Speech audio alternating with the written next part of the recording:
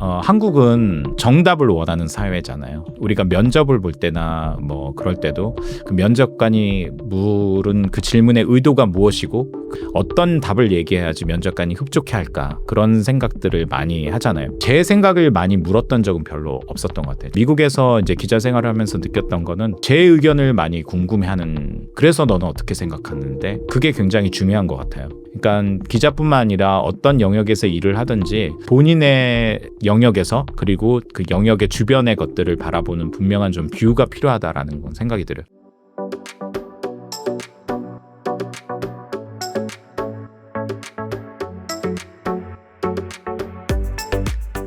기자님께서는 백악관 출입 기자로 유명하신데요. 어쩌다가 기자 생활을 하게 되셨나요? 저는 이제 그 방송사에서 20년 동안 그 일을 했는데, 제가 사실 처음부터 기자 생활을 했던 건 아닙니다. 저는 이제 그 대학 시절부터 그 미디어에 굉장히 관심이 좀 많이 있었거든요. 사실 저희 젊었을 때만 하더라도 그 이른바 레거시 미디어가 패권을, 그 헤게모니를 장악하고 있었던 그런 시기였기 때문에 저 어렸을 그 당시에 20대 초반에 그런 생각을 했었던 것 같아요. 아, 방송국에서 일을 하면 참 좋겠다. 요즘 아이들이 얘기하는 표현으로 되게 쿨한 직업인 것 같다. 뭔가 보람될 것 같기도 하고, 어떤 사회적으로 기여를 하는 것 같기도 하고, 그리고 먹고 살만한 것 같다. 그런 여러 가지 생각으로 이제 저는 이제 방송사에 이제 입사를 한 거고요. 저는 처음에는 주로 그 뉴스 진행, 시사 프로그램 진행한 앵커를 좀 많이 했어요. 그러다가 이제 2016년에 미국으로 가면서 좀 더 이제 그때부터 본격적으로 취재 그 영역에서 더 많은 일을 하게 됐고요. 그렇기 때문에 어쩌다가 기자를 하게 됐냐라고 생각하면, 꿈을 이루기 위해서, 또 먹고 살기 위해서, 이렇게 대답할 수 있을 것 같습니다. 제가 알기론 YTN 앵커로 시사보도 프로그램을 진행하며 기자 생활을 시작한 것으로 알고 있습니다. 한국에서의 기자 생활은 어떠셨을까요? 저는 한국에서 그 주로 앵커를 오래 했어요. 그러니까 뉴스 그 보도 전문 채널에서 오래를 일을 했고, 그리고 요즘도 그 라디오 시사 프로그램 많이 듣잖아요. 저희 때는 이제 유튜브가 그렇게 그 왕성하지 않았을 때부터 이제 제가 언론사 생활을 시작했는데, 저는 그런 뉴스 시사 프로그램을 많이 진행을 했는데, 그렇다 보니까 아무래도 정치 문제를 많이 다루게 됐고요. 그리고 또 제가 이런 프로그램을 진행했을 때 북한 문제가 많이 대두됐었어요. 북한이 핵실험을 하고 본격적으로 그러면서 제가 느꼈던 게, 이 북한에서 어떤 일만 터지면 결국은 그래서 미국은 어떻게 생각하는데, 미국 국방부의 입장은 뭔데, 이렇게 되묻게 되더라고요.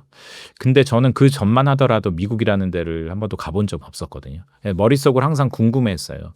아, 미국이라는 나라는 도대체 어떤 나라인가? 그리고 또 워싱턴은 어떤 나라길래, 또 우리나라에게 어떤 존재이길래 항상 우리는 어떤 안보의 위기나 그런 상황이 터지면 그 워싱턴의 입장이나 생각을 묻지 않을 수 없느냐. 그리고 또 워싱턴은 또 어떤 로직에 의해서 누가 정책을 결정하고 어떻게 의해서 한반도의 운명을 좌우하는 정책이 만들어지느냐, 이런 부분에 대해서 이제 자연스럽게 좀 질문을 이제 하게 됐었던 것 같습니다. 그러면서 이제 제가 외교 안보 분야에 이제 관심을 갖게 됐었던 것 같아요. 그 후 VOA로 자리를 옮겨 미국이라는 나라에서 일을 한 것으로 알고 있는데요. 해외에는 정말 많은 나라들이 있는데 그 중에서도 미국이라는 나라를 선택하게 된 계기가 무엇일까요? 사실 그 미국이라는 나라는 많은 사람들이 좀 관심을 갖잖아요. 근데 이제 저는 약간 이런 그 특성이 있거든요. 많은 사람들이 하는 거는 또 좀 안 하려고 하는 약간 그런 기질이 좀 그런 사람들 있잖아요. 그래서 저도 제가 학부는 한국에서 나오고 그 대학원을 외국에서 유학을 했는데, 그때 저는 이제 미국으로 가지 않고 저는 영국에서 대학원을 다녔거든요. 그러니까 모든 분야들이, 그런 학문의 분야도 사실 미국의 학풍과 또 영국, 유럽 쪽의 학풍과 조금씩 이제 다르더라고요. 그래서 저는 많은 사람들이 선택하는 미국이 아니라 그 영국을 선택했었던 건데, 그럼에도 불구하고 결국 뭐 우리가 앞선 시간에 얘기했던 것처럼 미국이 세계의 패권을 여전히 장악을 하고 있잖아요. 그렇기 때문에 그 미국이라는 나라를 저는 표피적으로 많이 알았었던 것 같아요. 그리고 그 우리나라에서 그 반미 감정이 굉장히 심했던 그 시기에 딱 대학 생활을 했었던 것 같아요. 효순이 미선리 사건을 비롯해서, 또 지금은 그걸 너무나 자연스럽게 받아들이고 있지만 한미 FTA, 그리고 또 그 노무현 정부 때 이라크 파병 문제, 뭐 이런 것들 굉장히 미국이라는 나라를 그 전체를 알기보다는 한국에 영향을 주는 굉장히 단편적인 부분만으로 알게 되고 저 역시 그랬었던 것 같거든요. 그런데 이제 언론사에서 일을 하다 보면은 결국은 이런 단편적으로 아는 것들에 대한 것에 그 한계를 좀 느끼는 부분이 있는 것 같아요. 그래서 좀 더 직접적으로 우리가 뭐 영어로 하면 first hand experience라 그러잖아요. 1차 경험을 갖고 싶다. 저도 이제 그런 생각이 있었던 것 같아요. 그런 마음에서 그런 생각을 가지고 있었던 차에 그 제가 일했던 그 보이스 오브 아메리카에서 그 한국 출신 기자를 뽑았어요. 그 워싱턴에서 한반도 관련된 외교안보 이슈를 취재할 기자를 뽑았고 제가 우연히 그걸 알게 돼서 이제 지원을 하고 시험도 보고 네, 그래서 이제 그 미국 생활이 시작된 거죠. 미국에 취업하는 것 자체도 어려운데 그중에서도 기자는 더 어려울 것 같은데요. 미국에서는 회사에서 사람을 뽑는 기준 같은 것이 좀 다를까요? 사실 지금 말씀하셨던 것처럼 제가 미국이라는 넓은 나라에 그 언론사 굉장히 국제 방송을 하는 언론사의 그 특정한 분야에 가 있어 그곳에서 일을 했기 때문에 어떤 미국이라는 나라가 이런 인재를 선호한다라고 이제 어떤 대표성을 가지고 말하기에는 좀 한계가 있을 것 같아요. 그런데 이제 제가 느끼는 것들은 그런 게 중요한 것 같습니다. 한국은 조금 정답을 원하는 사회잖아요. 그러니까 우리가 면접을 볼 때나 뭐 그럴 때도 그 면접관이 물은 그 질문의 의도가 무엇이고 그리고 그거에 대한 어떤 답을 얘기해야지 면접관이 흡족해 할까 그런 생각들을 많이 하잖아요. 우리 사실 한국 교육이 그런 데 맞춰져 있었고 저도 거기에 많이 길들여져 있었던 것 같은데 제가 이런 생각이 들었어요. 한국에서 직장 생활을 할 때 제 생각을 많이 물었던 적은 별로 없었던 것 같아요. 직장 상사도 그렇고 뭐 취재원들도 그렇고 너는 어떻게 생각해? 그래서 네 생각은 뭔데?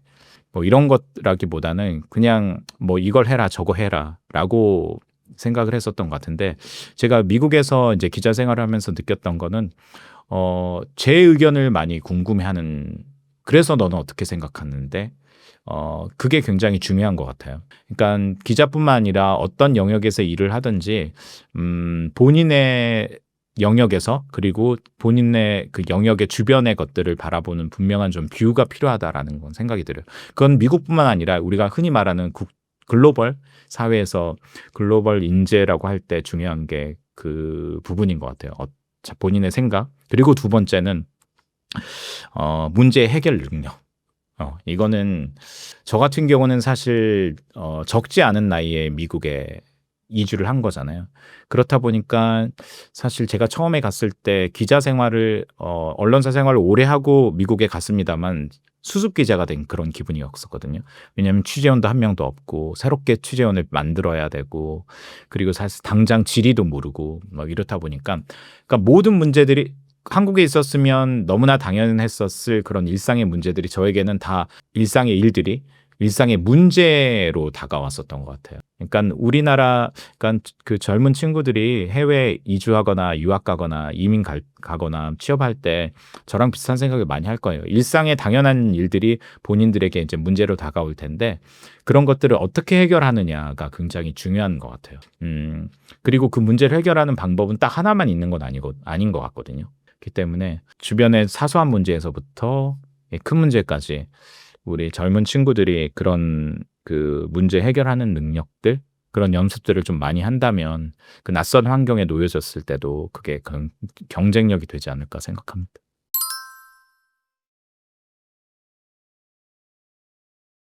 한국 언론과 미국 언론의 차이점은 어떤 게 있을까요? 뭐 차이가 있기도 하고 없기도 한 부분이 있는 건데요. 기자들은 다 어딜 가나 똑같은 부분이 있는 것 같아요. 네.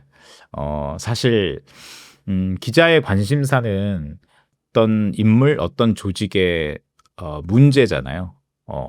좋은 이야기보다는 안 좋은 이야기를 하려고 하는 그런 속성은 분명히 있는 것 같고 사실 필요한 것 같아요. 왜냐하면 언론들이 대부분 취재하는 것들이 어떤 힘을 가진 사람, 힘을 가진 권력들, 조직들, 기관들을 취재하다 보니까 그 안에서 벌어지고 있는 어떤 문제들을 끄집어내고 이러는 것들은 굉장히 뭐 미국이나 한국이나 기자로서 중요한 그런 부분인 것 같은데 그 질문을 하니까 이게 생각이 나네요. 그러니까 한국 예를 들어서 한국의 청와대, 대통령실과 백악관의 브리핑의 분위기는 좀 달라요. 그러니까 지금 뭐 백악관 브리핑 보시면 아시겠지만은 기자들하고 백악관 대변인하고 한치의 물러섬도 없는 그 설전을 벌이거든요.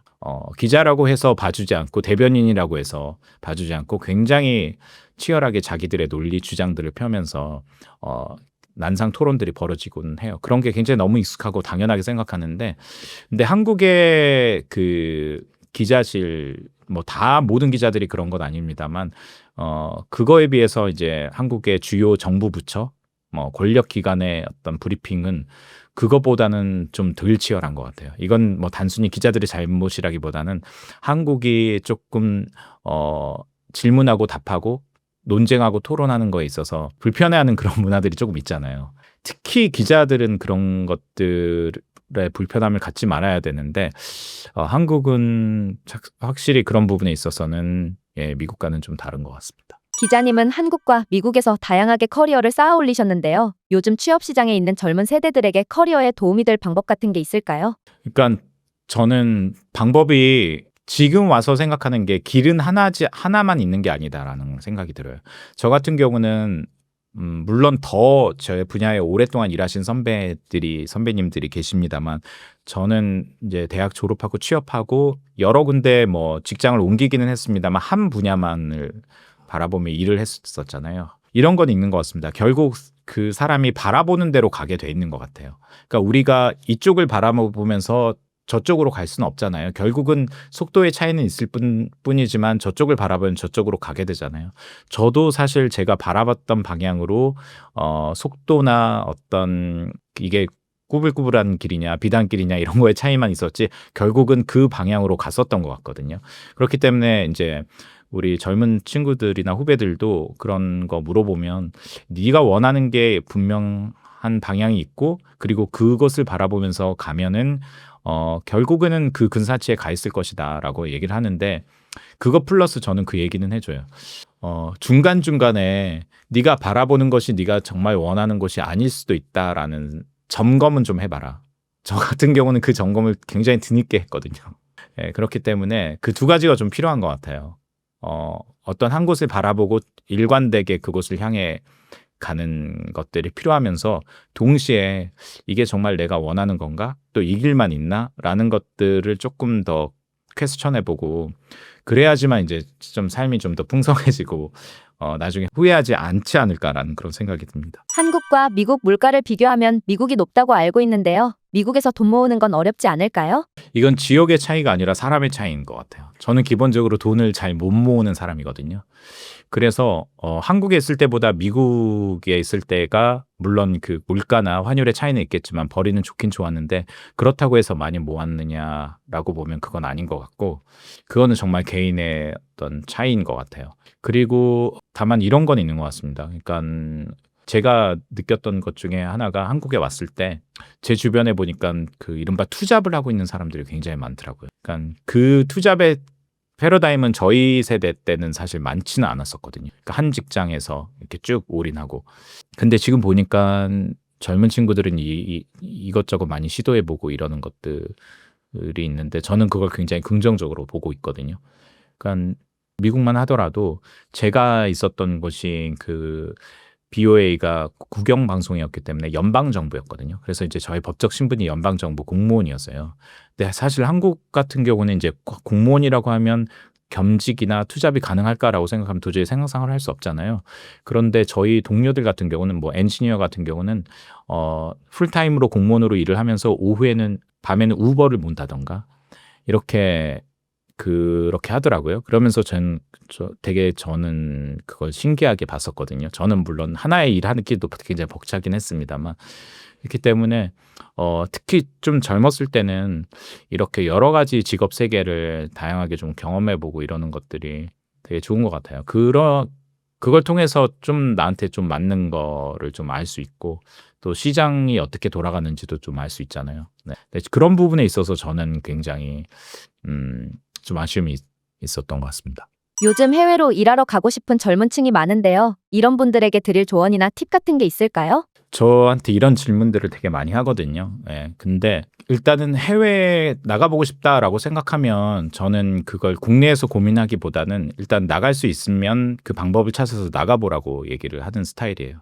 그러니까 우리가 하다못해 그 제주도만을 간다 하더라도 제주도 그림이나 뭐 유튜브로 보는 것하고 막상 갔을 때 느꼈던 게 다르잖아요. 뭐, 아, 더 좋다라고 생각하는 사람도 있고, 아, 가봤더니 정말 물가만 비싸고, 뭐, 다 뭐, 중국인이더라. 뭐, 이 중국을 비하는 말은 아닙니다.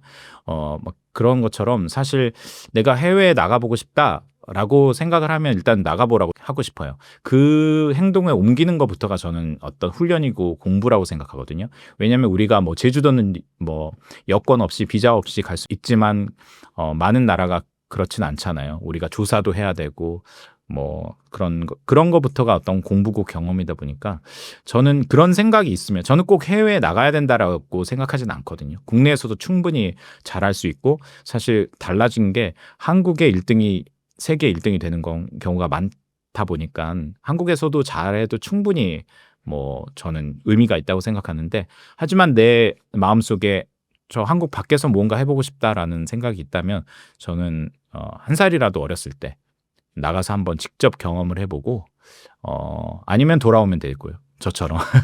시청자분들께 마지막 한 말씀 부탁드립니다. 그 제가 이 트럼프 청구서의 마지막 그 마무리하는 글에도 썼는데 저는 이 책이 저의 워싱턴 표류기라고 생각하거든요.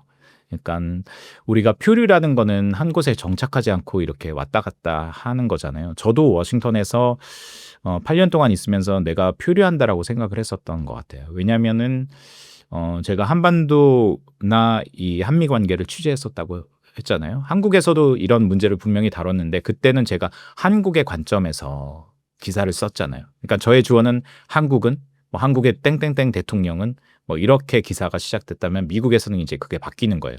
미국은 워싱턴은 트럼프 대통령은 바이든 대통령은 이 주어의 차이가 굉장히 크거든요. 왜냐하면 주어에 따라서 똑같은 사건이라 하더라도 이 서사가 달라지잖아요.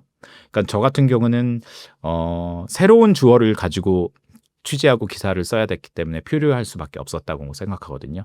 그런데 한 개인의 표류는 이게 경험이 되기도 하고 또 성장을 하기도 하는 것 같아요. 그 덕분에 이제 제가 책을 썼잖아요. 그런데 그 한 나라의 표류는 굉장히 그 나라의 쇠퇴로 이어질 수 있다고 생각해요.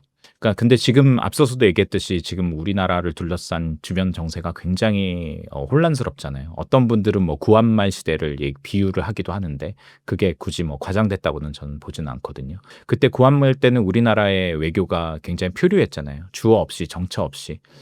그런 일을 반복하지 않기 위해서 우리가 이 주어라는 걸 굉장히 붙드는 게 굉장히 중요할 것 같고요. 이건 뭐 비단 개인의 삶에서도 마찬가지인 것 같습니다. 나를 이 항해하게 만드는 것이 무엇인지, 무엇을 위해서 항해를 내가 해야 하는 건지, 이런 그 중심, 주어, 이런 것들을 개인도 그렇고, 조직도 그렇고, 국가도 그렇고, 굉장히 붙드는 게 굉장히 중요하다라는 이야기로 오늘을 마무리하고 싶습니다.